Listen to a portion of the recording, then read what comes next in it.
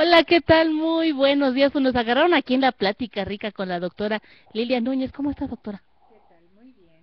¿Cómo están todos? Espero que con Eh, mucho interés Está de... apagado su micro, doctora. Ahora Espérame. sí, ya. ¿Ya? Ahora sí, Ahora buenos sí. días. Mucho gusto de estar aquí de nuevo. Estamos muy bien y espero que todos igual y con mucho interés de escuchar el tema. Claro, porque bueno, recuerden que la doctora Núñez es la jefa del servicio de neurología del Centro Médico Nacional 20 de noviembre y todos los meses viene con nosotros a platicar sobre epilepsia. Y doctora, a mí me parece que es tiempo como que hacer una recapitulación sobre este padecimiento. Ya tiene, ¿cuánto tiempo tenemos al aire? ¿Con más de Pues un año? yo creo que un poquito más del año que hemos estado viniendo a platicar del tema, Así es, abordando distintos aspectos, pero siempre nos preguntan de nuevo cómo son las crisis, así qué es. hacer cuando hay una ¿Cómo se crisis, origina la a enfermedad? quién le da la epilepsia y entonces vamos a recapitular el día de Así hoy. es, perfecto, Sí. doctora. Bueno, pues vamos a empezar por definir la epilepsia, que es la presentación de crisis o ataques que se originan por descargas eléctricas en el cerebro. Nuestro cerebro tiene una actividad eléctrica que es normal, es armónica, es equilibrada y por alguna razón, que hay muchas, esto puede tener una alteración que produce una especie de cortocircuito en esta actividad eléctrica. Puede ser en el centro del cerebro, lo cual nos va a provocar este cortocircuito difundido inmediatamente a todo el cerebro, o puede ser en un sitio específico del cerebro, en una parte de su superficie, y entonces tenemos una localización o una focalización de esta actividad eléctrica. Esto nos lleva a dividir a nuestras crisis en dos grandes grupos, las que tienen su origen en el centro eléctrico del cerebro, digamos, que son de tipo generalizado. Y cuando tomamos el electro, pues toda la anomalía sale al mismo tiempo en todo el trazo, todas las partes que registra el estudio. Perdón que le interrumpa, el electro es es un registro que se hace con un aparato especial en Así donde es. podemos ver, nosotros percibimos como rayas, nada más, ¿no? Sí, onditas que se registran, que son esa actividad eléctrica y que es un estudio muy útil para complementar cuando pensamos que puede haber epilepsia. Ok. Entonces, este registro eléctrico que se llama electroencefalograma nos puede ubicar si hay una localización y esta localización generalmente va a correlacionar con crisis que tienen que ver con la función que desempeña esa área del cerebro donde está ocurriendo la anomalía. Entonces decíamos que tenemos dos grandes grupos de crisis, de tipos de crisis, las que son generalizadas y las que son localizadas. De las generalizadas, la más conocida y aparatosa es la que se llama convulsión tónico-clónica generalizada. Las que conocemos comúnmente, ¿no? Las que cualquiera que vea dice esto es una Una epilepsia, ¿verdad? convulsión, Esto es ajá. una convulsión epiléptica que se llama técnicamente crisis tónico-clónica generalizada. Esta crisis tónico-clónica generalizada se va a caracterizar porque la persona pierde la conciencia, puede caer si está parada o está sentada, se puede caer, se pone tiesa de las cuatro extremidades y después de unos segundos se sacude de las cuatro extremidades, generalmente con las manos y las piernas extendidas, y se sacude violentamente al principio. El ritmo de las sacudidas va decayendo conforme transcurren los segundos y al cabo de un minuto pues la crisis se termina. Durante ese periodo de tener la crisis, la persona respira muy ruidosamente, se puede poner morada, saliva muchísimo, echa muchas flemas, se puede ahogar y hay que auxiliarla en ese momento. Y yo creo que después de la descripción, lo que siempre nos preguntan es qué hacen Claro, con porque la además persona, nos ¿no? impresiona, nos Claro. asusta. Sí, da la impresión de que la persona puede morir. Entonces da mucho estrés, la persona que atestigua esto se asusta muchísimo, se le hace eterno, pero generalmente no dura más de 1 a 2 minutos. En ese momento el auxilio que hay que prestar es colocar a la persona de lado, protegerle la cabeza, no meterle nada en la boca y despejar el área, porque a veces pueden estar en medio de objetos que se lastiman claro, al golpear con ellos. Entonces despejar el área, ponerlos de lado para que esta salivación y flemas excesivas se puedan salir por un lado y no obstruyan la vía de la respiración. Eso va a permitir que la persona respire menos ruidosamente, respire mejor, se le quite lo morado y pueda recuperarse quizá con mayor facilidad. No hay nada que suspenda la crisis. Esto es algo muy importante. Una vez iniciada hay que dejar que termine. Hay que dejar que termine, porque mucha gente va corriendo a buscar un estimulante, alcohol y el ajo y la cebolla y las sales, y cuanta cosa que luego no encuentran, y lo que hacen es desatender al paciente. Lo que hay que hacer es quedarse con el paciente, observar todo lo que le sucede, contarle el tiempo y tomar estas medidas que vuelvo a repetir: ponerlo de lado, no meterle nada en la boca y esperar a que la crisis termine. La crisis, que es muy breve, es seguida de un periodo de recuperación que ese sí varía. Puede variar de muy poquitos minutos, a veces más tiempo. La persona queda muy cansada, adolorida de todo el cuerpo, claro, queda confusa porque el cerebro ha sufrido tal actividad exagerada que no puede recuperarse inmediatamente a estar lúcido y consciente. Entonces, en este periodo en el que se recupera la persona, pues hay que dejarla reposar y acompañarla para que no se sienta amenazada. No hay que darle de comer nada especial, nada, solamente esperar a que se acabe de recuperar. Cuando ya es el mismo de siempre, que se recupera bien y ya puede hablar y reconoce y todo, entonces si quiere comer o tomar alguna cosa lo puede hacer, pero no es tampoco algo que tenga que hacerse necesariamente, ¿no? Bueno, este fenómeno que acabamos de describir, que es la crisis generalizada tónico-clónica, no es la más frecuente. Es muy frecuente, pero hay muchos otros fenómenos que son diferentes. Que pertenecen también a la epilepsia. Que son también crisis epilépticas y pueden ir de cosas tan sutiles y tan poco visibles como una desconexión muy breve de la persona. Esto sucede mucho en los niños en edad escolar. Ojo a mis profesores y a los alumnos que nos están oyendo, porque hay niños o jóvenes que se pueden desconectar brevemente de lo que están haciendo. Se pierden la conciencia sin caerse. De repente ya no saben lo que sucede durante unos segundos y pueden recuperarse de inmediato.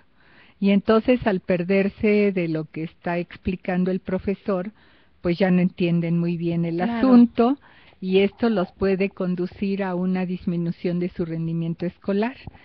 Y quizá van a la consulta porque empezaron a rendir diferente en la escuela y no se han percatado que puede existir este problema epiléptico de crisis de ausencia. En algún momento se le llamó crisis de pequeño mal. De pequeño mal, era el término antiguo que se utilizaba, ¿no?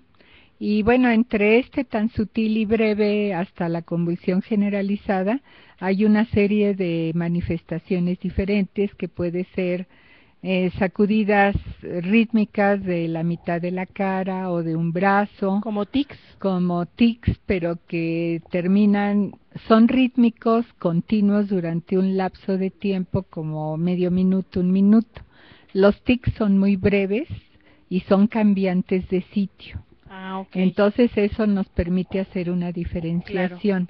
Una crisis se va a mantener localizada en el mismo lugar durante todo el lapso que permanece el problema, ¿sí?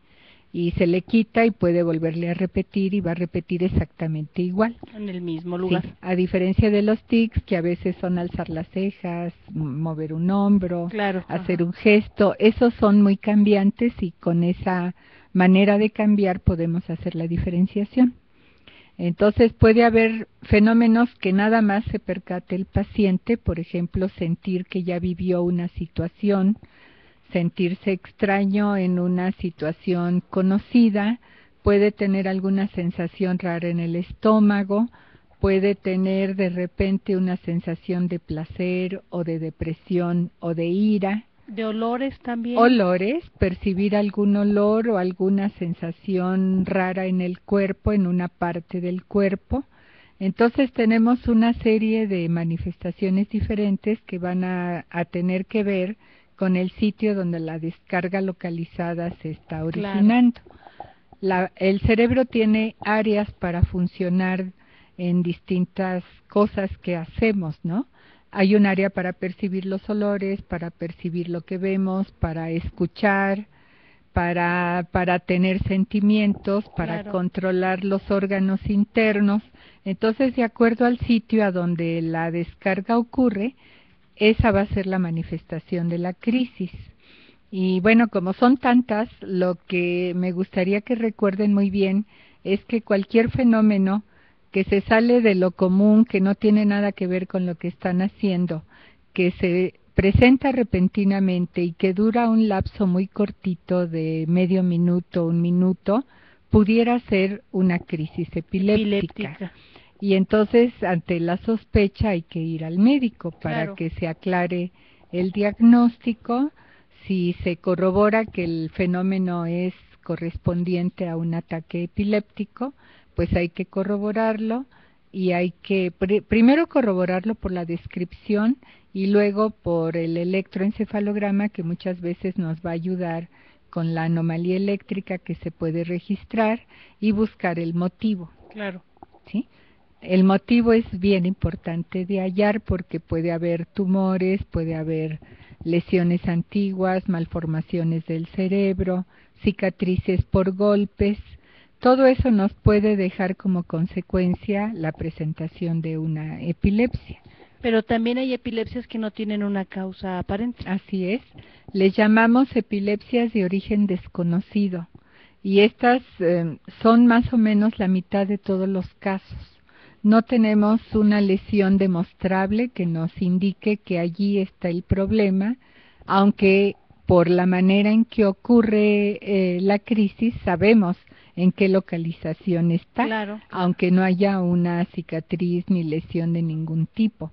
La anomalía eléctrica es de allí y eso lo sabemos solo por la manera en que la crisis ocurre. Y bueno, cualquiera de estas manifestaciones afecta el rendimiento académico de la persona, del alumno, aunque sean crisis pequeñas.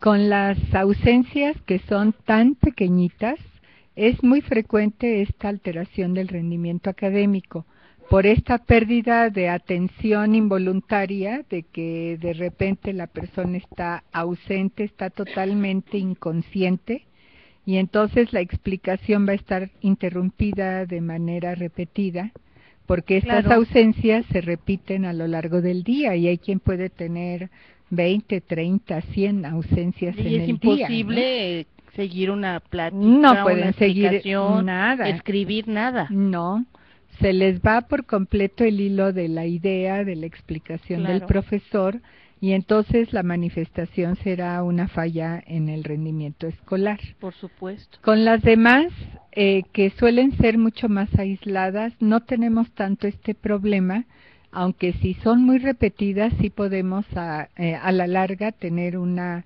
disfunción de sus facultades de la persona y tener un menor rendimiento porque están teniendo descargas frecuentes, aunque no se les vean las crisis. Eso es algo también muy importante. Ahora, hay algunas personas que tienen crisis pequeñas que luego se vuelven grandes.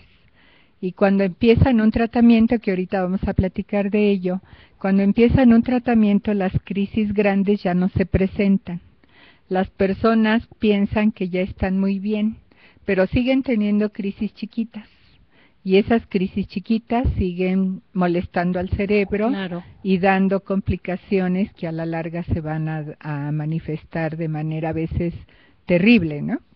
Entonces, aunque se les quitan las crisis grandes y siguen teniendo crisis pequeñas de desconexión o de cualquier otra manifestación, pueden tener complicaciones a la larga y también se tienen que tratar estas crisis chiquitas para que el cerebro recupere su equilibrio y funcione bien como debe de hacerlo como cualquier otra persona, ¿no? Doctora, en un promedio, cuando un chico es diagnosticado, que empieza a tener ya un tratamiento médico y con precisión, ¿cuánto tiempo tarda en volver a tener esa lucidez normal para poder aprender?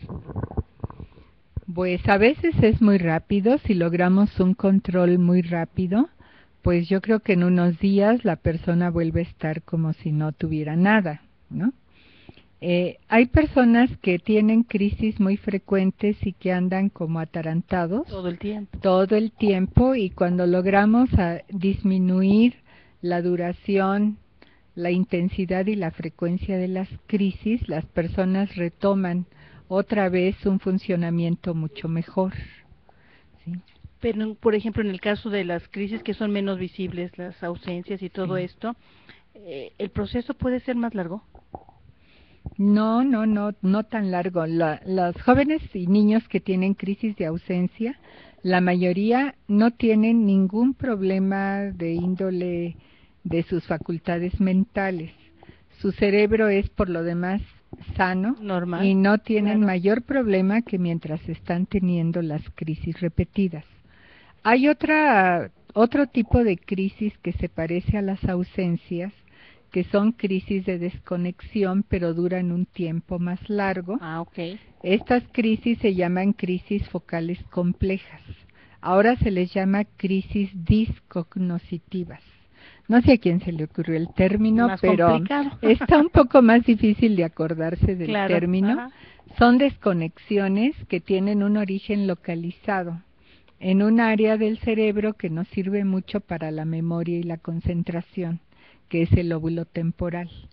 Entonces, cuando estas crisis se dejan continuar, las descargas frecuentes, tengan o no la manifestación de la crisis, pueden tener descargas aunque no haya la crisis visible. Estas descargas repetidas van dañando funciones, y entonces la persona tiene un deterioro de sus capacidades, y por eso es tan importante tratarlas Lo y más eliminarlas. pronto posible. Sí, lo antes posible. Cuando el cerebro ya tiene mucho tiempo padeciendo de descargas anormales, lo que hace es incrementarlas. El cerebro va aprendiendo a seguir teniendo estas descargas. Cuando las frenamos con el tratamiento, el cerebro va aprendiendo a no tener estas descargas, claro, y a la larga podemos incluso lograr que ya no se presenten en absoluto, y algunos casos hasta pueden dejar el tratamiento. Otros no, pero ya por lo menos eliminar la manifestación de la epilepsia ya es una ganancia enorme, porque les permitirá funcionar muy bien e integrarse a una vida totalmente normal. Pues muy bien, vamos a saludar a nuestras escuelas, ¿qué le parece? Están conectadas con nosotros las 111, 112, 113, 44, 53, 56, perdón, 33A, 33S, 39, 44, la 455.225, la 48, la 55, la 599.325, la 60, 65, 7, 71, 73, 94, 98, 53, 77 y 26. Muchas gracias por acompañarnos. Dice la 65, la doctora es muy buena, le envían una felicitación. Ay, muchas gracias. La 94, ¿existe un promedio de tiempo en este tipo de crisis? Y preguntan también que si son hereditarias. El tiempo es corto. Las ausencias pueden ser de 5 segundos a 20 segundos, por ejemplo.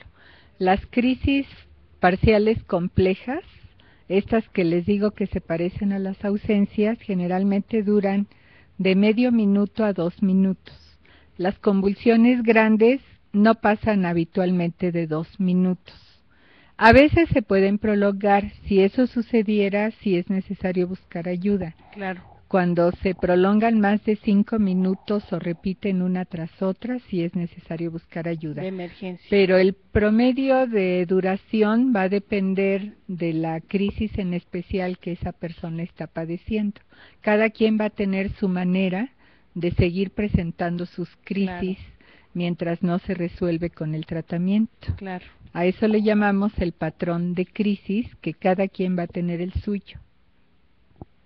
Así como la personalidad de cada quien. Como la personal. Por ejemplo, alguien que tiene ausencias, pues cada vez que tenga crisis van a ser crisis de ausencia, ¿no? Sí, claro. Y así. Muy bien. La 33 y la 48, perdón, también le mandan felicitaciones. Gracias. La 56, ¿cuánto tiempo dura en recuperar otra vez el cerebro su funcionamiento regular después de un ataque? Pues puede durar de 10 a 30 minutos habitualmente. Es raro que dure más de media hora para recuperarse.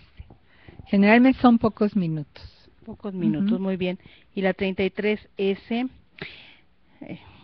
a ver, esta pregunta es buena. ¿Por qué se ha incrementado la epilepsia en México? ¿Y qué es la epilepsia mioclónica? Ay, bueno. No sabemos si se haya incrementado. Se estima porque no tenemos cifras precisas. Y no las tenemos porque mucha gente, aunque tenga epilepsia, no lo acepta y no lo dice. Entonces, si llegan, por ejemplo, los del censo y pusiéramos una pregunta, ¿usted tiene epilepsia? Van a decir que no. Lo más seguro es que digan que no y entonces no vamos a tener cifras confiables. Claro. Se estima que alrededor del mundo la frecuencia de la epilepsia varía desde 0.5% hasta 2% de la población, dependiendo del área donde estamos hablando, ¿no? Y es más frecuente en las poblaciones que tienen menos recursos porque los daños en el cerebro son como más fáciles que les ocurran, ¿no? Claro. No hay médicos, no hay buenas atenciones de los embarazos ni de los partos, de las enfermedades infantiles. Entonces esto hace que haya más posibilidades de lesiones en el cerebro que vayan a tener como consecuencia una epilepsia. Pero no es que esté aumentando, quizá parezca que algo aumenta cuando empezamos a escuchar un poco más. Claro, lo vemos. Y lo estamos como viendo más tangible, ¿no? Hay personas que pueden decir, nunca había yo escuchado hablar de la epilepsia, ¿no? O no conocen a nadie que tenga epilepsia. Claro. Y entonces tenemos allí como un desconocimiento, pero es simplemente porque por no habíamos tener estado cerca. la información o no nos tocó tener un caso cercano. Ahora, el tener esta oportunidad de dirigirme a todos ustedes, pues es muy bueno porque yo creo que prestarán mucha atención a cualquier fenómeno que les esté ocurriendo a ustedes o a alguna persona cercana. Claro. Y buscarán la atención para tener un diagnóstico, ¿no? Entonces, bueno, allí parece que se incrementó, pero en realidad lo que estamos haciendo es descubrir algo que ya está. Ya estaba, ¿no? Nosotros como profesores que tenemos tantos chicos en nuestras escuelas, pues podemos observar ya más y con mayor información para saber si el chico que no me está poniendo atención a lo mejor está padeciendo epilepsia. Claro. Uno no piensa en un problema si no lo conoce. Claro. Eso nos pasa a los doctores también. Si hay alguna enfermedad que nunca habíamos conocido, nunca nos había tocado un caso y nos llega un caso, a lo mejor lo dejamos pasar. Entonces, en la vida en general también eso nos sucede. Por supuesto. No podemos detectar un problema que no se nos ocurre que pudiera existir. Por supuesto. Así que tener un poco de información siempre ayuda mucho porque detectamos casos tempranamente, les damos tratamiento, los podemos controlar y el futuro va a ser mucho mejor. Claro que sí. Bueno, la segunda pregunta, ¿qué es la epilepsia mioclónica? La epilepsia mioclónica es una variedad de epilepsia que se caracteriza por crisis mioclónicas. Las crisis mioclónicas son sacudidas como sobresaltos. Brinquitos. Como lo que nos sucede a todos cuando nos quedamos dormidos, que de repente nos brinca algo o sentimos que nos estamos hundiendo y pegamos un brinco terrible, eso se llaman mioclonías. A todos nos sucede de manera normal cuando nos estamos durmiendo. A veces nunca nos pasa, pero a veces hay días en que nos está sucediendo, ¿no? Pero es normal porque son relacionadas al sueño. Si esto sucede cuando la persona está despierta, eso son mioclonías por epilepsia. Ah, muy bien. Entonces sí ameritan un tratamiento y generalmente no vienen solas. Se vienen acompañando de otras crisis diferentes que en otros momentos les ocurren. Por ejemplo, pueden haber convulsiones tónico-clónicas generalizadas o puede haber crisis de ausencia. Y esto, si existen estas tres variedades, nos permite integrar un diagnóstico que se llama epilepsia mioclónica, que la variedad más común se llama juvenil y que es bastante frecuente, les da a los jóvenes adolescentes. Empiezan en la pubertad y entonces mucha gente dice es por los cambios hormonales. Bueno, no, es porque a esa edad está condicionado genéticamente que les ocurre. Es como ya la programación que traen. La programación, sí. Bueno. Y hablaban de la herencia. Sí, que sí, sí, hereditario. La mayor parte de los casos no lo son porque uno identifica que algo sucedió en el curso de la vida que produjo un daño en el cerebro. Un parto muy difícil, mala oxigenación al nacer, malformaciones con las que nace el bebé, ya su cerebro viene mal hecho de fábrica, golpes en la cabeza, enfermedades que afectan al cerebro como meningitis o encefalitis, todo eso es adquirido, eso no está en nuestros genes, son cosas que nos van sucediendo de acuerdo a cómo nos van pasando cosas en la vida, ¿no? Entonces estos casos definitivamente no tienen un factor hereditario. Cuando no encontramos ningún antecedente en la vida del sujeto, no identificamos que haya tenido ningún padecimiento y a lo mejor hay otros miembros de la familia afectados, entonces sí hablamos de un factor hereditario. La mayoría de estas epilepsias hereditarias son no difíciles de controlar como la mioclónica juvenil.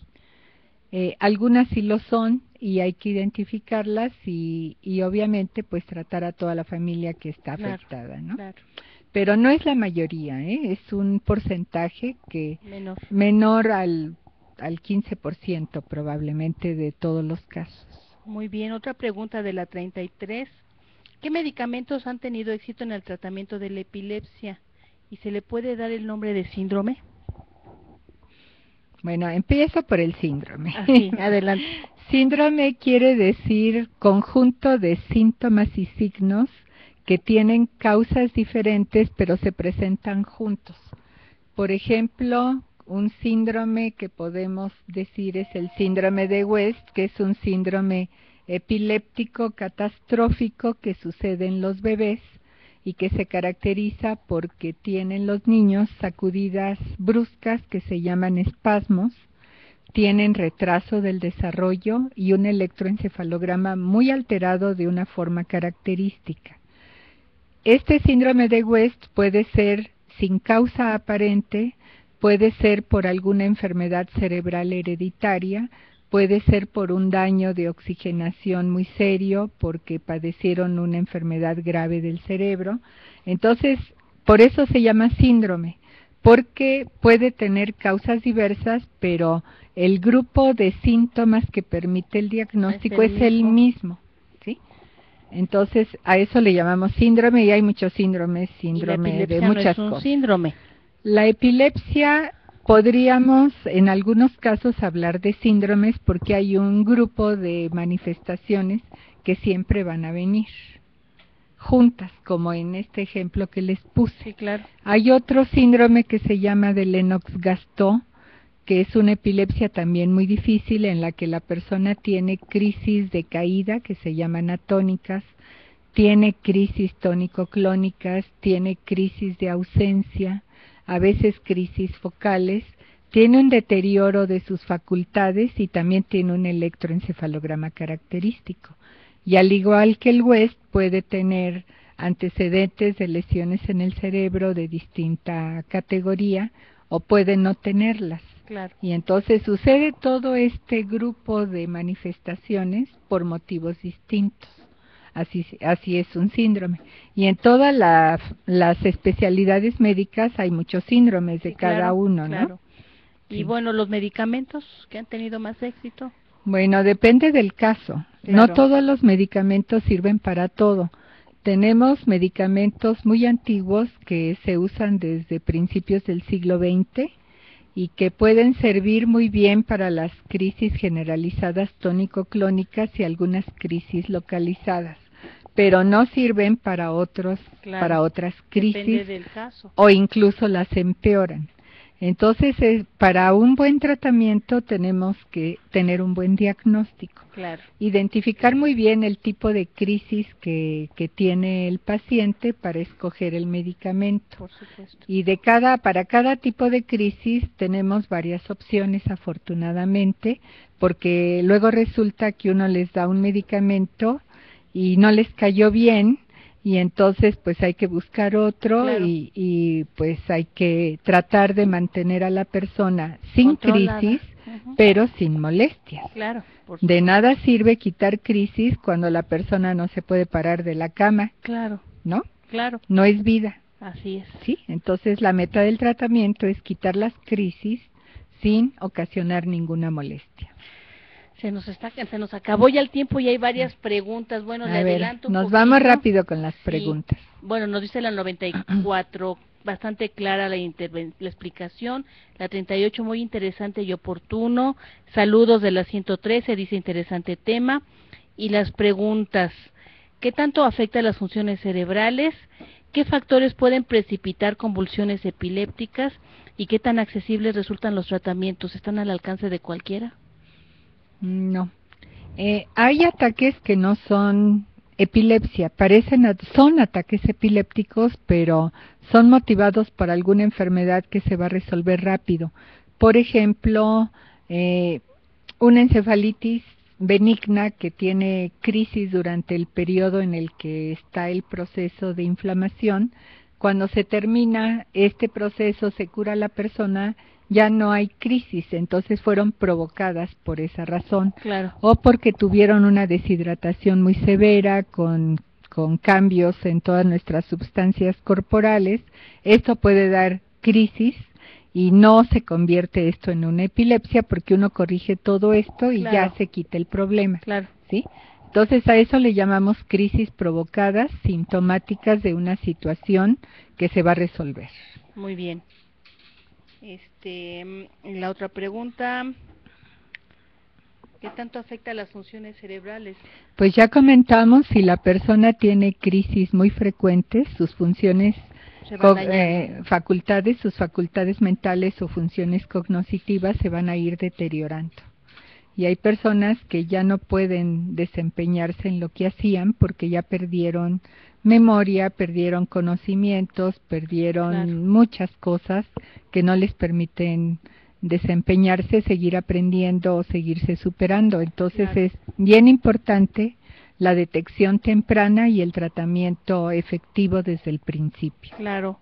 ¿Y los tratamientos están accesibles al alcance de cualquiera? Bueno, los tratamientos, como todo, son caros. Unos son más caros que otros, hay unos que son muy baratos. Y en las instituciones tenemos tratamientos no tan caros y que son efectivos para la mayoría de los casos.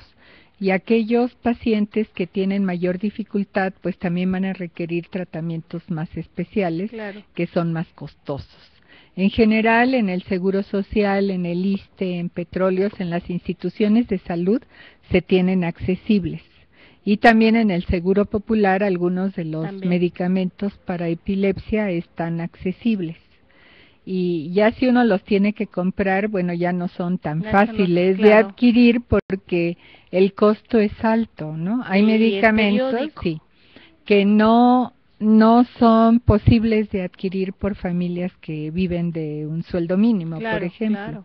Pero si tienen seguro, por favor, utilícenlo porque van a recibir sus consultas, se les van a hacer los estudios y van a recibir sus medicamentos.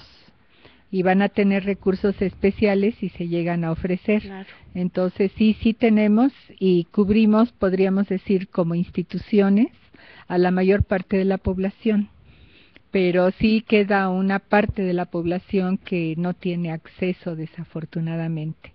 Y no la podemos medir con precisión, pero pues sabemos que en los lugares más apartados del país, en las poblaciones dispersas que tienen que caminar horas para llegar al centro de salud, bueno, pues evidentemente el acceso a la atención es muy, muy precario. Claro. Sí. Bueno, pues ya, se nos fue el tiempo, doctora. Sí. Qué gusto. Los invitamos a una sesión informativa para quien se interese en escuchar un poco más del tema el sábado 4 de mayo, de 9 a 1 de la tarde, en el auditorio del Hospital 20 de Noviembre, que está en Félix Cuevas y Coyoacán, en la Colonia del Valle. No tiene costo, pueden ir cuantas personas quieran. Si quieren por mera curiosidad, aunque no tengan el interés de un familiar o de ustedes personal mismos que tengan la enfermedad, siempre es bueno conocer un poquito más. Claro, claro, y bueno, pues estamos todos invitados a estas reuniones. Muchas gracias por acompañarnos. No se vayan. A continuación tenemos ya nuestro programa Iztapalapa, Raíces, Voz y Vida.